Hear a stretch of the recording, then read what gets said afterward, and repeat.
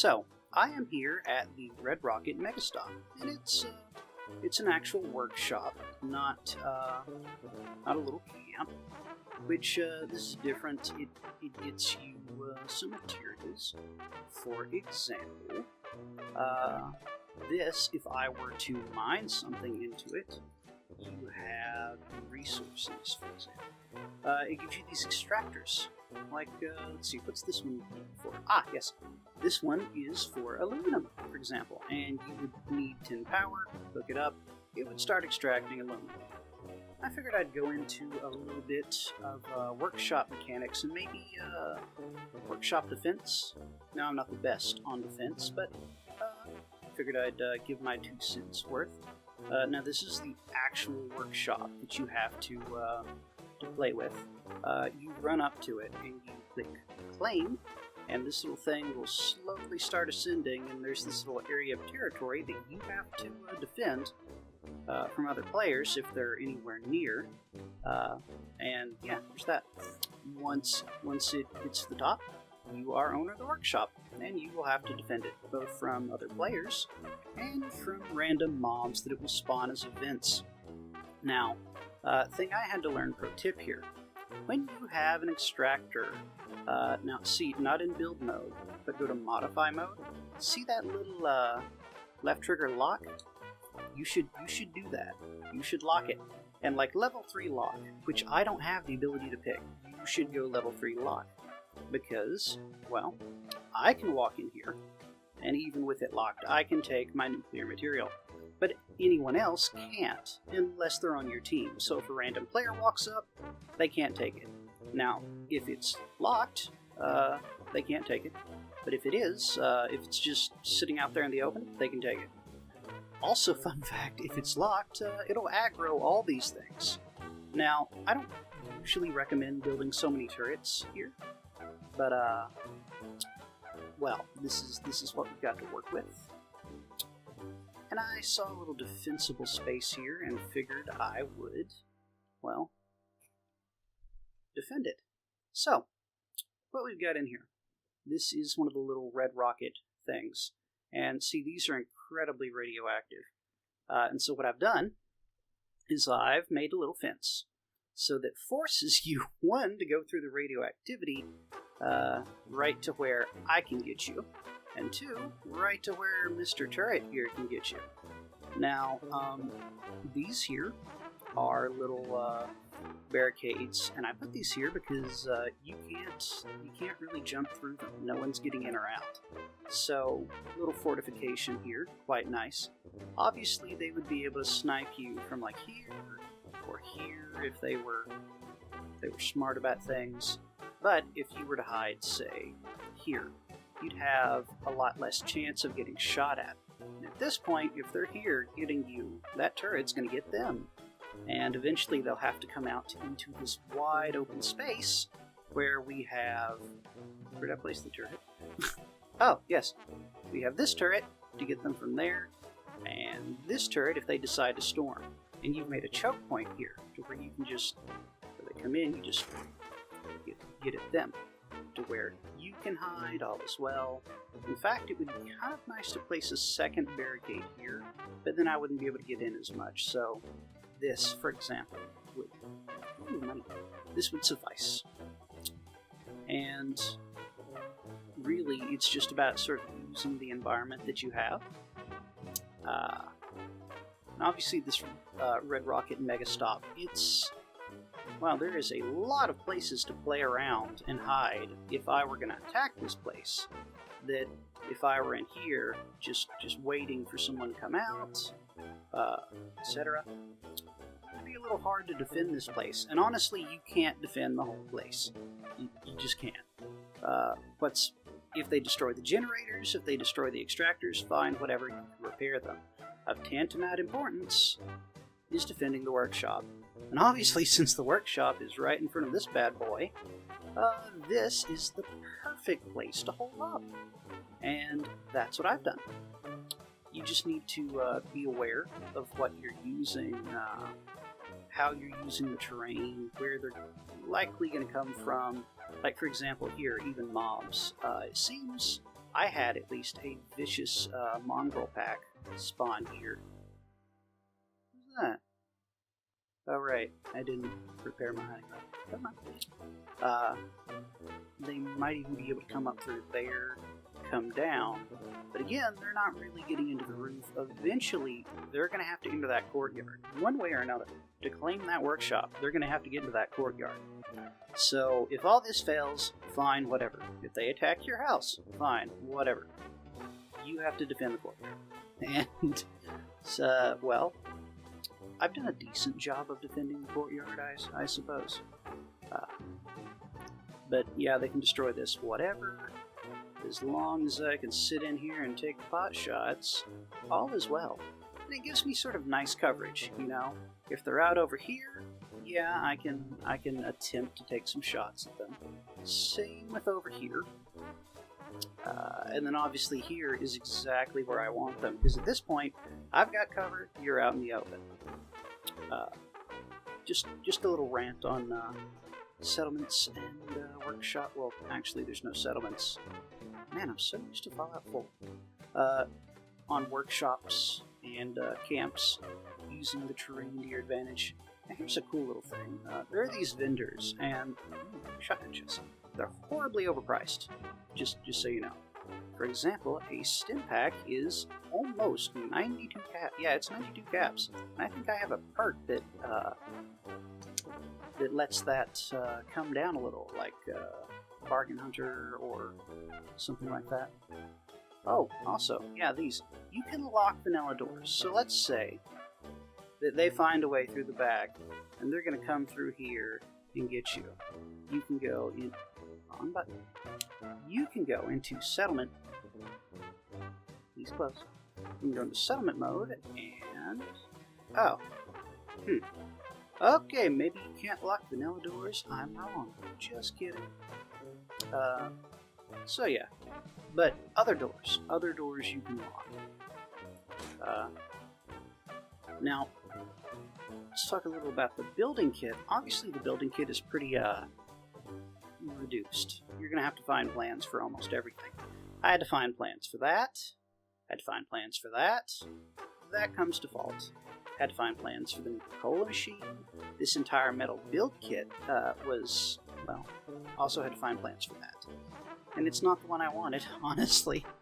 I wanted the warehouse build kit, the scrappy metal one. And you can lock your own door, obviously, same thing. And if someone tries to pick your door, it's going to aggro the turrets, and yeah, I think they might even get a wanted level for that. If they attack your settlement, they're going to get a wanted level, I believe. Nice little posters. I may have had to find that too. Not a whole lot to work with, but again, when you're moving around, you're pretty mobile. I'm not too terribly concerned with making the most pretty settlement in the world. Now, my own little camp? Yeah, sure. I'll play with that all day.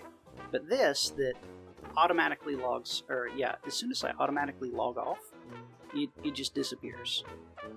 So I don't own it anymore. So I would come back, and none of this would be here. So I don't know. I'm not as concerned as setting this up forever and ever. I mean, I tried. Gave myself a little lounge area here. So this is that. It's nice, quite nice. You can hear the birds, which is very soothing.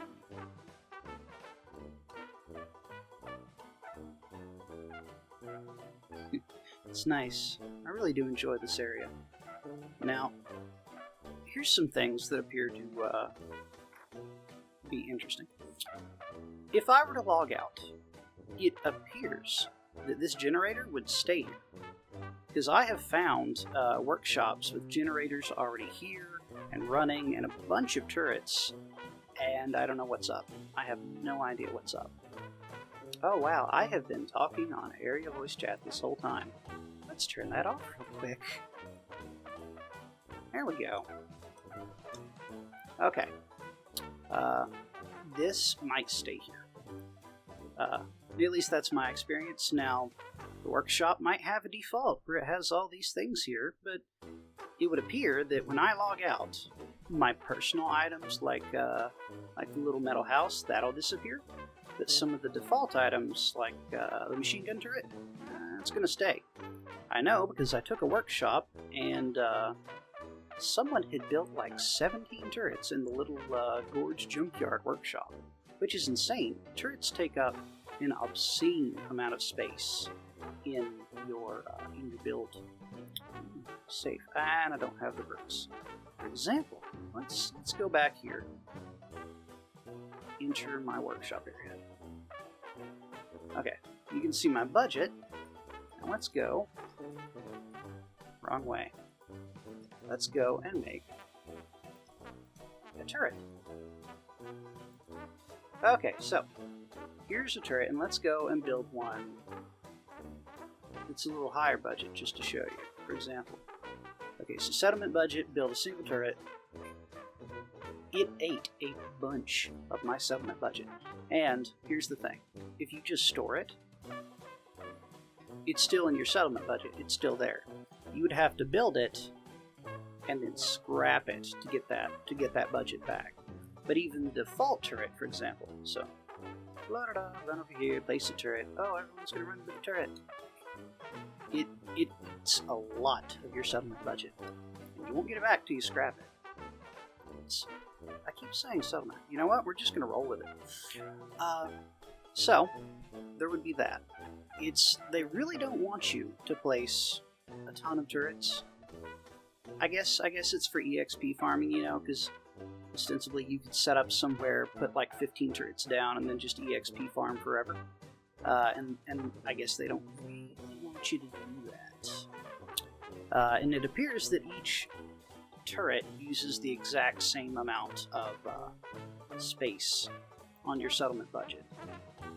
And there are perks that let you build better turrets, and that's why you take them. For example, let's see, where are we? Ah yes, home defense. You can craft and disarm better traps and better turrets. Plans required. So, and I can flip this out at any point that I want. So for example, let's say I have 5 points of agility. Ooh, that just took me over encumbered. Okay, yes. So, I have 5 points of agility to spend and I'm running around. So I don't really need home defense. So I'll slap on through hiker so that my food doesn't really weigh me down. And then I could go born survivor, so when I get really low on health, it uses a stim pack for me. And this, so 2, 3, 4, and I could add one more however much I wanted to. Now I'm not really a pistol build, I just ended up with these. So for me, I can actually keep home defense all the time, right now. And that's how this works. When you're leveling up your specials, you're just leveling up the actual special itself. And then you get these cards, and you can level up these cards to max / infinitely. It's just there's a limited number of special points. There's 50 special points, and once you get to 50, you won't be getting any more. But you'll still get cards, and you can still level them up. For example, let's say I was level 50 and we're at agility 5, and I don't yet have Marathoner at 3. I'm not just stuck. I'll still get to level these up. Every time I level up, I can maybe get the other perk card, because you need 2 to level it up. 2 the same, matching, and then you can level it up. I could level up all these cards, and I'll still get cards. It's just that I will never have more than 5 agility points, if that's what I allocated. And I think specials can't go above 15, unless you have some mutations, but that is a story for another day. So, this is the Little Red Rocket Workshop, and that's my story. And really, the only reason I'm claiming these workshops is I don't really want the materials. I can get materials. I'm a scrapper. I have all the materials I need, and then some. I'm almost constantly over encumbered, and so's my stash box. But the point is, when you defend these places, you start getting plans for workshop building. Some of the workshop defenses. Ooh, let's stay away from that radio before I get myself a copyright strike again.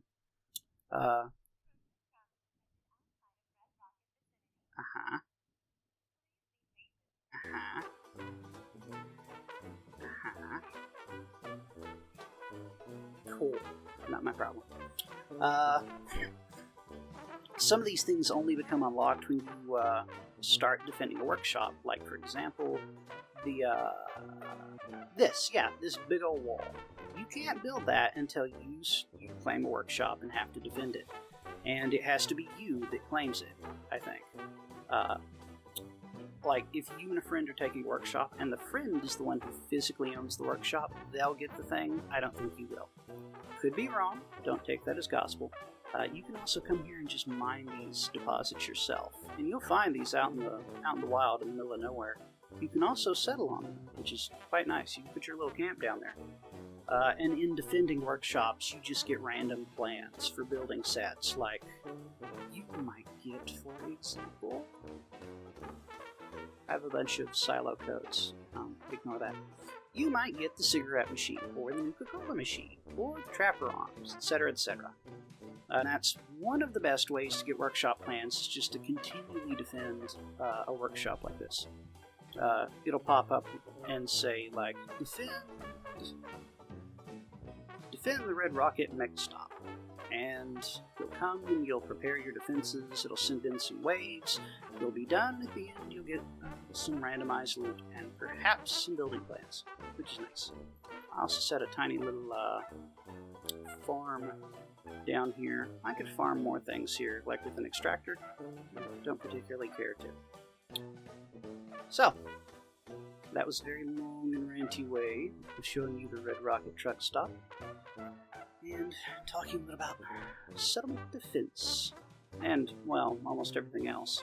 So, I hope the video was at least a little bit informational, or maybe entertaining, or at least not boring. So, I will get back to building here, and I hope the video finds you well. Alright, I'll see you later. Oh no, my legs? Oh, okay, I'm good. Okay, now I'll see you later. Alright, bye.